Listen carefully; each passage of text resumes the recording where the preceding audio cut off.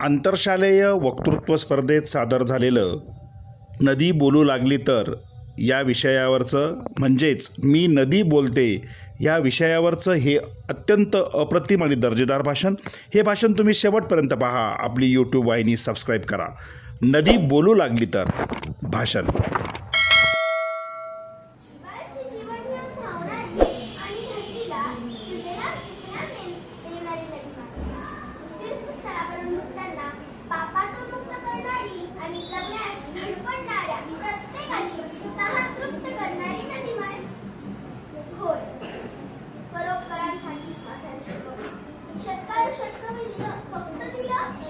जीवन दिलं, अन्न दिलं, संस्कृती दिली, श्रद्धा दिली, संतांच्या ओव्या अभंग भारुडे माझ्यासाठी जन्माला आले.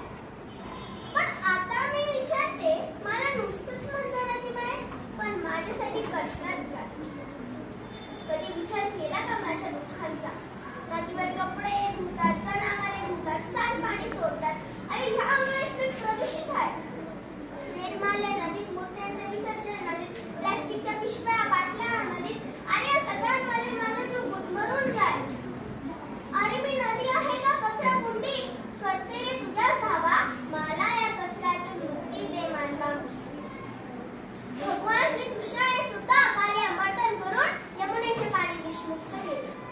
संत तुकाराम आपल्या अभंगात म्हणतात, पाणी आहे तर जीवन, त्यातच आहे परमेश्वर. पण तुम्ही त्याच परमेश्वराला विषारी करून टाकता. माझ्या कुस्तीत वाळू सोडतात, माझ्या अंगावर जखमा करतात आणि तुम्ही नुसतंच म्हणता नदीमाय, पण माझ्यासाठी करतात.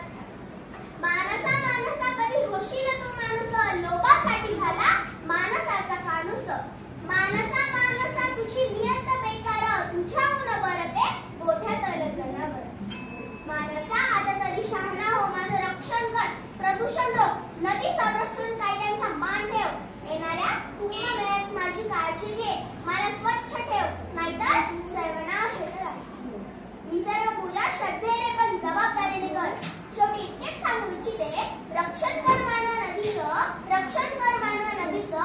जीवन समृद्ध होईल आपल्याच भारत देशाचं, जीवन समृद्ध होईल आपल्याच भारत देशाचं. धन्यवाद.